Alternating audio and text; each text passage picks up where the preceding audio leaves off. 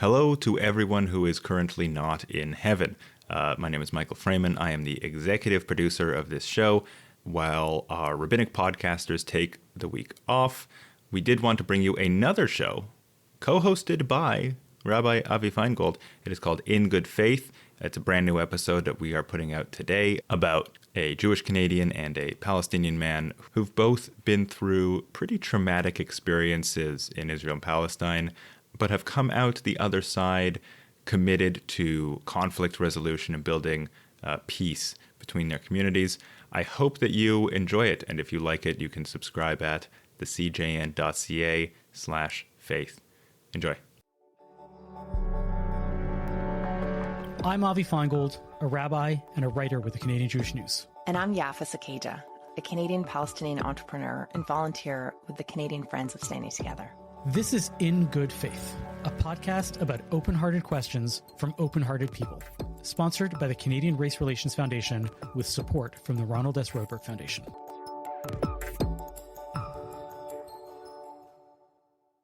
I hear this all the time from the people around me, and I think it's something that can be hard to understand from the outside.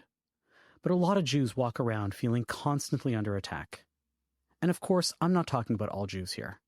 There is a significant part of the Jewish community that is extremely critical of the actions of Israel. But for the mainstream, for those that have deep and unconditional support for Israel, they feel like it's them against the world. Every dating profile that says no racists, no Zionists, every bakery with a "We Stand with Palestine" sign, they read, "You are not welcome here." Every professor in a keffiyeh, every post with a watermelon emoji says, "We stand against you." They feel unwanted, called out, despised. The idea that you could separate out loving Israel from Jewish identity is the worst of all. If you're not in the Jewish community, you may never have the frame of reference that will explain how jarring and hurtful it can be for many to hear that anti-Zionism isn't anti-Semitism. I hear you loud and clear. And at the same time, I can understand completely while I can try to help explain what it means to me. It might not change how you feel. Whether it's watermelons or keffiyehs, these are nostalgic symbols of pride for us that remind us of our creed and our grandparents. And they were never, they were never meant to be symbols of hate. How can you even start a conversation when words have such different meanings to different people? Well, we know what doesn't work. It doesn't work to tell people to calm down or that they're overreacting. Clever memes don't work. Shame doesn't work. I think we could spend all day talking about the things that don't work, but what's way more interesting is what does work. Avi and I spoke to two people who are trying to answer just that. They're going across the country, listening, experimenting, trying to find out how to depolarize people out of a place of scarcity.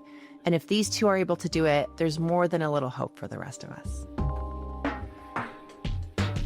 I never expected in Canada to see a professor afraid to discuss a book. Bashar always says to me, "I'm not going to be Canadian about this." We avoid the blame game. The participants are often excited to actually have an honest conversation and survive it. Chapter 1, Bashar. Bashar al-Shawwa didn't grow up imagining that one day he'd be on a podcast with the Canadian Jewish News. So I ran from Israelis and Jews to Canada, and I ended up surrounded by many Jews in my life. And this wasn't expected. The thing is, long ago, Bashar's destiny was bound together with the destiny of the Jewish people around him, even if he was born hundreds of miles from the place they both call home. Yeah, so I unfortunately I wasn't born and raised in Palestine. I was born as a Palestinian refugee, as my father was born in 1947 in Jaffa, and after the Nakba in 1948, 1 year later, he and his family were displaced to Syria, ended up in a refugee camp. That's why I was born in Kuwait as a second generation refugee. Due to Iraqi war, the Gulf War, the Iraqi invasion to Kuwait, we ended up displaced with around 500,000 Palestinians due to the political situation, and we had our tour in the Levant, Middle East area between Iraq, Syria, Jordan, trying to find a place that will allow us to live and to study. Bashar's family fled from country to country. places where they had no past and no future, always strangers in a strange land. Finally, in 1994, we've been for the first time home, where I ended up in Palestine. I maybe didn't mention that my family belongs from Gaza. My family, like Al-Shawa family, is a deeply rooted family in the Gaza city. Saeed al-Shawa, Bashar's grandfather's first cousin, was the first mayor of Gaza in the early 1900s. Saeed had 5 sons. 2 of them also went on to become mayors of Gaza. So that's why my entire family is based in Gaza. So we kept visiting the family, but we've been based in West Bank. And having these connections with the family when we came back was really good in establishing my character, that I was always that refugee, the alone kid. But back home, I had a huge family. So I was really proud of having this family. Safe and surrounded by community, Bashar's life stabilized. He went to high school, got a scholarship to study in Russia, and earned a degree in biomedical engineering. So I went back home and start my future and my career at that time. Things were a kind of quiet and hopefully promising. And things went well until, unfortunately, one of the Gaza wars, one of these violence rounds, happened in 2014. And this was like that changing point in my life. Hamas wanted this war. Hamas didn't kill the 3 Israeli teenagers. It was done by a lone actor. Hamas members did. So they were acting as a local cell on behalf of Hamas. At the time, Bashar says a lot of people his age were pretty cynical about the prospects for peace. They had witnessed a previous generation pursue Western-style diplomacy and handshakes on the White House lawn. But the only results they could see were more restrictions and more violence at the hands of Israeli soldiers. I didn't honestly believe in peace. I belong to a generation that we've been disappointed. We tasted the peace in Oslo, and boom, things collapsed in the Second Intifada. The Second Intifada depended on us, on our generation, the high school, the university students too. We've been the flame, and we've been the fuel for the Second Intifada. So a friend of mine approached me in 2014 during the Gaza war, and he said, come on, let's try to do one of these Western European peaceful protests. And it was for me a joke, honestly, because protest for us, it means we bring tires, we flame tires, we throw cocktail bottles, we throw stones. This is a protest for us. So how come we do a peaceful one? He said, let's do these European ones with candles, and we stay at the checkpoint, and it will be fun. Media would love it. So the biggest demonstration I have seen in... we ended up having this huge, one of the biggest marches in Palestine. At that time, I was in Ramallah, so we marched around 50,000 people marched from Ramallah to Jerusalem. Those young people had reached the Israeli checkpoint. And when we reached the Qalandia checkpoint, which is a big checkpoint between Ramallah and Jerusalem, unfortunately, the Israeli soldiers opened fire on us. And they are engaging in clashes with them. I was with the first rows of the march. Bashar and some friends were crouching down. His friend saw the red light from a sniper gun aimed right at Bashar's head. They warned him, "Move, get up, get out of the way." So he stood up, and the sniper immediately shot him in the leg. Bashar's injury is one of the most common among Palestinian protesters. Along with rubber bullets and tear gas, firing at demonstrators' legs is a known method Israeli soldiers use for quote-unquote riot control measures. We had around 300 Palestinians been injured with live bullets. I was one of these people. The protest Bashar attended was 2 weeks into the 2014 Israel-Gaza war. The organizers may have hoped for things to stay peaceful, but according to reports, the crowd of 10,000 Palestinians marching towards the Israeli border checkpoint also contained masked individuals who were armed with guns, firecrackers, and stones. Israeli soldiers killed 2 protesters who, IDF officials say, were armed and fired first. It is too early to say. This is the beginning of the third intifada, but the Palestinian president, Mahmoud Abbas, had definitely called for one 2 days ago. Now al-Assad, Qalandia checkpoint. By the time the ambulance arrived, Bashar had bled so much that he had lost consciousness. He woke up in the hospital hours later, Only after multiple surgeries and rounds of physiotherapy was he able to walk again. Imagine lying on the couch without, the ability to walk. All these nights filling me with anger and thinking how to revenge seeking and how the language of peace and peaceful resistance do not work with this, racist killing occupation. And it was a kind of hard time for me until I got my first baby girl, Luna, in 2016. And this changed my life, because when I saw this little innocent baby, I just gave her the promise that I will do my best, just that this innocent face would never face the same miserable childhood I had, the pain I had, all this, hard moments in my life. And since then, I start to take it from a different point of view. I start to study this conflict, to understand how we can solve it, how we can overcome the challenges. And I ended up a researcher in conflict resolution and development. And since then, I was heavily involved in the Shared Society co-resistance community and co-resistance camp that brings Palestinians and Israelis to this field. 1 week before October 7th, I always like to share this story. I had an advocacy tour with my Israeli colleagues and very influential people in the Gaza envelope area where October 7th happened. And part of our advocacy tour was warning, and we've been warning the audience that an explosion might happen. Honestly, we didn't expect the scale of October 7th, but we saw it because life before October 7th in Gaza and West Bank and East Jerusalem was miserable, and the occupation was like, it was more than occupation. You can sense the regime in every single thing you witness in that life. So, and the vacuum was a result. And, nature do not tolerate with vacuum. We can see adopting these conflict management policies in this place for many years will lead to explosion. When that explosion did tragically happen, it was more devastating than Bashar could have imagined. Since the war began, he said he's lost 157 members of his family in Gaza to bombing and starvation, including Ahmed, Mazen, and Abdallah, killed just this past September.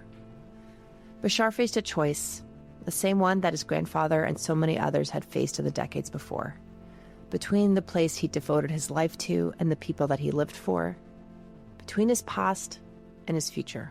The continuous trauma and losses changed a bit my mind. And honestly, as a parent, witnessing in West Bank and Gaza, being in funerals and burying my friends' kids while they're on their way to school or back from school to home, and made me very terrified about my kids. As a father, I'm a father of 4 beautiful kids, and this changed my mind. And so when he had a chance to move his family to Canada, he took it. Chapter 2. Nikki. Go ahead, Nikki. Tell us your story. Do you want me to start from my beginning, or do you want me to start not all the way, but like where? Give us the elevator pitch. Oh, the elevator pitch. Oh my God. So I grew up in the suburbs of Toronto in Canada, and I grew up, going to Hebrew school, going to, being part of a Reformed Jewish synagogue, and being very much interested in Israel and my connection to Israel, considering myself a Zionist, being part of a social justice family. Nikki Landau grew up in the 70s and 80s, a time when political identities and imagined political futures were a lot more varied than they seem today. At the time, those two things, didn't surprise people, that they went together, that you could be a social justice activist and at the same time be a Zionist. In 1979, Menachem Begin, Israel's first right-wing prime minister, gave up a huge swath of territory in exchange for a peace treaty with Egypt. Egypt, historically Israel's most fearsome enemy, became the first Arab state to officially recognize Israel. And as the 1990s came around and the Soviet Union crumbled, there was hope for a new world, a better world. But we know how this story ends. I had dreams of living in Israel one day, of making Aliyah, and I visited there several times. And I was there when I was 17. And when I was 17, a good friend of mine who was on a trip, one of the trips of sort of Jewish teenagers that would go, was killed in a terrorist bombing, in a Hamas bombing on a Tel Aviv beach. The victim was Marnie Kimmelman, also 17, also from Toronto. And just an hour away, Nikki waited for a friend who would never show up. And I was supposed to meet her that night in Jerusalem. So I was waiting for her in Jerusalem, and she was killed in a bombing. And that really changed my life. The attack was part of the First Intifada, a widespread uprising among Palestinian people involving both nonviolent and violent protests, civil disobedience, and assaults on Israeli citizens. One retaliatory attack led to another, leaving behind hundreds of dead, including Marnie Kimmelman. Her brother Jason spoke about her on the radio in the summer of 2025. You lost your sister in 1990. I did, 35 years ago. I was 14, so I've been sort of feeling this anger, sadness, rage for quite a long time. And since October 7th, it's just gotten way worse. I mean, she was 17, beautiful girl, working on a kibbutz in the summertime, a summer trip, an organized trip like so many people I know have done, picking tomatoes, picking cherries during the day, swimming in a pool at night, just having a wonderful time. They had a day off on a weekend. They could have gone to Jerusalem or Tel Aviv. My sister loved the beach. She loved the sun. I was told, I was 14 at the time, I was told there were thousands of people on the beach that day, and an explosion went off, and one person was murdered, and that was my sister. There was a pipe bomb buried in the sand, and it went off, and she was killed. Police arrested and sentenced Yasser Hijazi to life in prison in connection with the murder. But then in 2011, Hijazi was set free, along with 1,026 other Palestinian prisoners. When my sister's killer was released, it was in exchange for Gilad Shalit in 2011. Gilad Shalit was taken prisoner by Hamas in 2005, an Israeli soldier, and he spent 6 years in a tunnel in Gaza. He was same as our hostages now. At the time, Jason wrote an op-ed for the CJN. I know that this is an unrealistic proposition, given the nature and confidentiality of the negotiations between Israel and Hamas. But if Netanyahu's office had called me beforehand to ask my permission to release the beast who killed my sister in exchange for Gilad's freedom, I would have eventually granted it. I would have eventually worked through the anger and realized that no one is bringing my sister back. And if, in some way, my sister's death could help the Shalits end their nightmare, I would have given the Israeli government my blessing. But my family was not consulted. We did not have the opportunity to think this through. We were pulled out of bed with email notifications that the scabs on our lifelong and deep wounds were to be ripped off. I feel ripped off. If my sister's death could cause some happiness to Gilad Shalit's family, of course I'm for it. Bring him home. He's my brother. I've spent time with Gilad in Israel.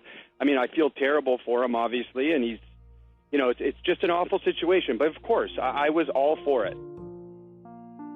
For Nikki, there was the trauma of the event and the trauma of the reaction to it.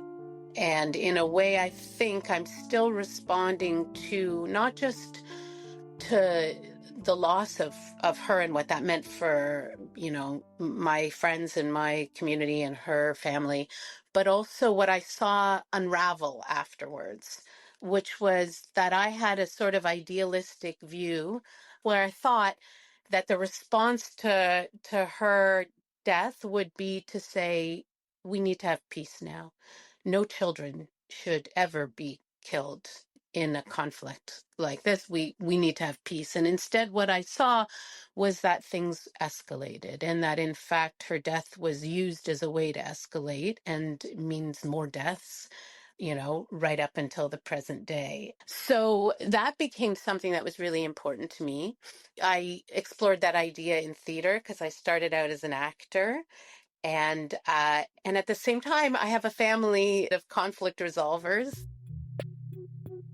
Nikki comes from a long line of mediators. My mom. Barbara Landau is a family mediator who was awarded the Order of Canada. She's absolutely a powerhouse in conflict resolution. My dad was also. Nikki's late father, Cy Landau, worked in organizational mediation. And her brother, Darrell Landau, is a mediator who specializes in human rights. Go back to my great-grandfather sitting in Kensington Market and resolving community conflicts for chickens in exchange for chickens. And Nikki, she got into conflict resolution too. But she also fell into the theater world. As she got older, she found herself unable to separate her artistic passion from her family heritage. So I started to explore that, and I mixed theater and conflict resolution in a play called Territories, which was about my experience. It was a play within a play where a Jewish woman, played by Nikki, is talking to the audience about living in Israel until a Palestinian man gets up out of the audience, interrupts the show, and demands space to tell his side of the story too. And then I continued on. Can you stop for a second? Yeah. One line Yeah. that I was reading about the play, there was something about how hard it is when both people want to be seen as the victim. And I was wondering if you can explore, just tell us a bit more about that and how it worked out, because Yes. I think that this is at the core of where we're at. How did you explore that? And tell me a bit more about that. Yeah, Avi, I mean, you really nailed it. So while I was writing Territories, I was also at a conflict resolution workshop one day, and I opened up a magazine. I was sitting on the table, and it was a therapy magazine. And it had this idea for therapists that there's a conflict narrative, a conflict triangle. When we tell our conflict stories, we tell them in a victim, villain, hero triangle. Most of the time when we tell our conflict stories, we tell it as if we're the victim in the story, because that's how we see ourselves. And we perpetuate the triangle no matter where we enter the triangle. So if we enter as the victim, there's got to be a villain, there's got to be a hero, it's going to continue. If we enter as the hero, same thing. There needs to be a victim somewhere. And we need that victim to stay a victim. And I realized that this narrative that I was seeing on a page in a magazine fit exactly the play that I was writing. I thought, oh my gosh, that's exactly it. It's a battle over narrative as much as anything. If, as a Jew, if I'm not the victim, if the Palestinian person is the victim, then I must be a villain. And I can't accept that. That can't be true. As opposed to starting to think that there's an inclusive victimhood. And in fact, the two stories only make sense with each other and any other way, and we're just continuing this conflict forever.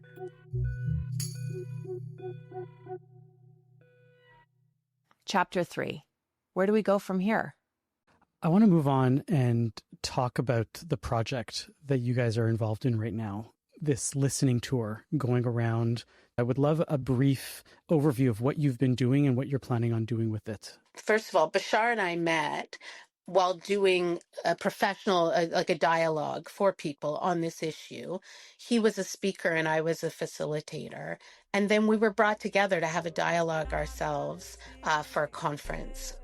Genuine dialogue across differences seems rarer and rarer today. We're at a peak moment of polarization and tension, and peak animosity towards the other. Our friends, our symbols, and our votes, they all seem to boil down to a single question. Are they on my team?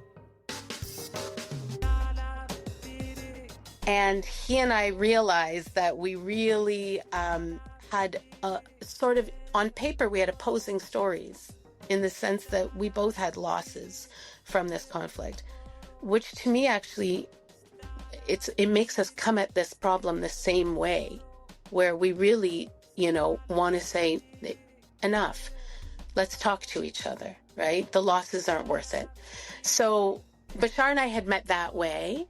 Then one day he called me, for me out of the blue, and he asked me if I was interested in doing a project with him about to reduce polarization in Canada. And I was so amazed and so thrilled. Bashar had been approached by a woman named Shlomit Broder.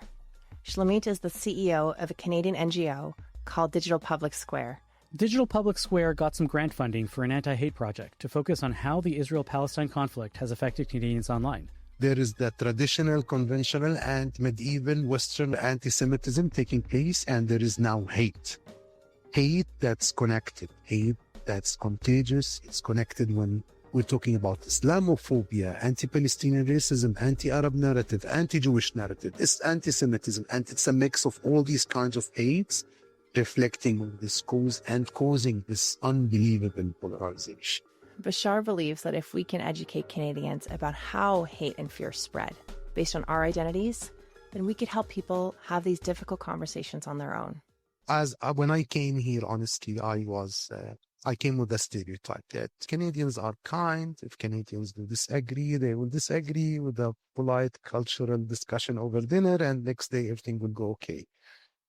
But reality was so different. I was shocked by the amount of hate and polarization and how things are taking. I lived in dictatorships before, and I witnessed when people are afraid to express their feelings, and it was justified. But I never expected in Canada to see a professor afraid to discuss a book. Even the academia was affected, where people are losing jobs. So unfortunately, my trauma came because I'm coming from that place. I'm coming from that dark place when people not only normalize with hate, people justify hate, people justify horrible things, and people cheer and support horrible things. They looped in Nikki. The two began mapping out a huge multi-year project. They would embark on a cross-country tour where they would gather Jews and Muslims together in one room, completely confidential, and just talk. Understand their point of view, and see if they could understand each other. Can I just say, because I'm laughing here, Bashar, because Bashar always says to me before we go into a dialogue, he goes, I'm not going to be Canadian about this. He goes, I'm not going to ask the easy question. I love it. I'm going to really challenge them with the question. I love it too, actually. And he always is like, I'm not going to go easy. I'm not going to be Canadian, right? And I send him notes going, you can ask whatever question you want, but please don't traumatize the participants. I would just like to not traumatize them.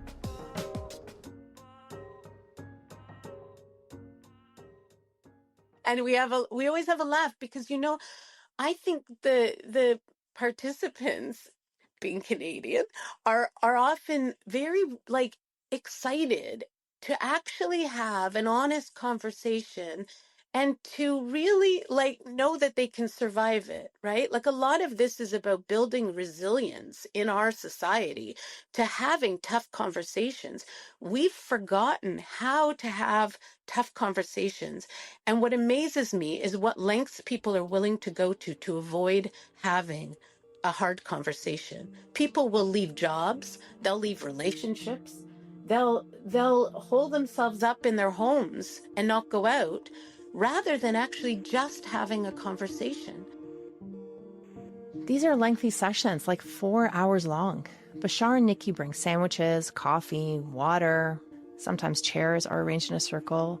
Everyone goes around, shares how they're feeling and what brought them there. At one point, everyone faces the front, where Bashar and Nikki present their ideas and outline their strategies. So far, Bashar and Nikki have held talks in Halifax, Montreal, and across the Toronto area. They have plans to visit Vancouver and Winnipeg soon. No two sessions are the same, but in every one, Bashar likes to get to the root of the issue. Why can't people speak to the other side? How is their identity tied to the conflict? Do people feel less Palestinian or less Jewish for even sitting in the same room?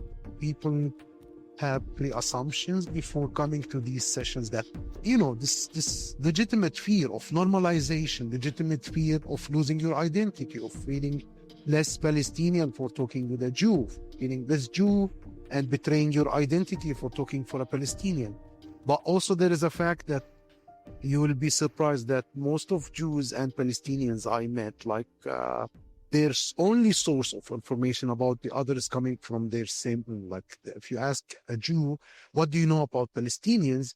You will find that this Jew source of information coming from a Jewish source of information. And this applies also for Palestinians. Oftentimes what people are coming together to talk about are the fact that they have felt such deep emotions, whether they are feelings of shame, which are very hard for people to say, or feelings of helplessness, people have felt very, very helpless. A lot of times what we're doing is helping them to kind of unravel misunderstandings that they have about each other. And this is one of the things that I think is one of the sort of biggest tragedies I see in our communication here, is that we really don't understand here how much people are working together on the ground there, right? The way that Israelis, Israeli Jews, Israeli Palestinians, and Palestinians in the territories, they have to talk to each other. They have to work together. And when we encourage them from here to hate each other or to fight each other, we're making their lives so much worse. By the end of this project, after they've spoken to groups across the country and collected other data points beyond the walls of these private conversations, Bashar and Nikki plan to craft a toolkit, something tangible and actionable. They want to have something to give to workplaces, governments, organizations, and anyone else looking for a roadmap to dialogue. Hopefully it's going to be a toolkit that might be helpful for workplaces, for homes, for families, because it's a fact that this polarization is diminishing, like horizontally, vertically, within the same communities, other communities everywhere, or you name it, like it's everywhere. You can see it. So we hope that we can, but I hope we have this magical stick or formula or catalog that we can share it and it will solve the issue. No, because it's part of us being humans, to love and hate and to judge and to be more comfort with same people. That's why you and Jafar, like, you don't have these, because you're in the same place, you agree on many things, so it's comfortable for you. But I'm gonna share a 30 years of peace building human rights experience back home between Palestinians and Israelis, and we have a big mistake we've done, that we always dealt with the converted people. We always dealt with people who would like to listen to what we're saying, and this is a huge mistake. You and us and everyone needs to go to the non-converted people, the people who are on the edge, that might probably disagree with us, and from there we can start to. I also think that when people see each other face to face and they hear each other talk, they realize, wow, you're actually a really reasonable person. You know, someone in the group who's Jewish will cry when they hear this story of what's happening to the Palestinian Canadian or the Arab Canadian. When they hear about how fearful they are, they'll say, I'm fearful too. And oftentimes we've had people at the end of a session who didn't know each other at the beginning. A Palestinian person will say, hey, I'll drive you home. Where are you going? To the Jewish person. Or they'll say, I'd like to keep in touch with you. Can we meet sometimes, right? It really is this horrible misunderstanding that we have, that we're somehow going to be in danger if we get to know each other. And that, for me, is one of the easiest blocks to take away. If we get people in the room with each other, and then they leave feeling like some huge burden that they've been carrying around, a fear has been removed, and they can take the next step, which is to find out, what can I do, right? What can I do to actually make this better for Israelis and Palestinians and for people here in Canada? How can I make it better? Because I'm not making it better by increasing the conflict. That only hurts.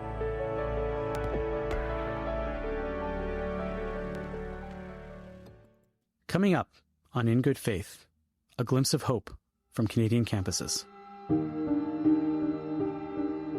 We went in with the objective of having conversation, but what I didn't realize was it was the wrong crowd of people. The encampment was good insofar as it brought a lot of attention to a problem. These people, and I was speaking to Jews in the encampment. I was not speaking to Arabs. It was those people who are supposed to be my people who could not understand our struggle either. I'm not an Abraham Accords type person. Like, I don't want peace for the sake of having peace because it's nice. Of course, like, we're all Abraham's children and it would be nice to get along. But peace has to come with justice, right? I'm still going to advocate for the Palestinian people. I was like, why should I condemn my government? Like, I have family who served in the IDF. They're amazing people. Like, I don't think that they're bad people. And it took me like a year, really, to really digest that conversation.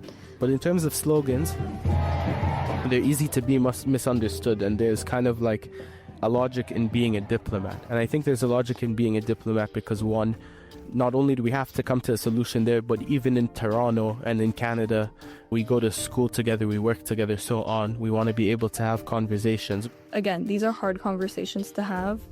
I like when we do dialogue, everyone has a chance to speak. This has been In Good Faith, a podcast produced by the Canadian Jewish News, sponsored by the Canadian Race Relations Foundation, with support from the Ronald S. Roadberg Foundation. Our production team is Zach Kaufman and Michael Freeman. If you think someone you know would appreciate this episode, please share it with them. Thanks for listening.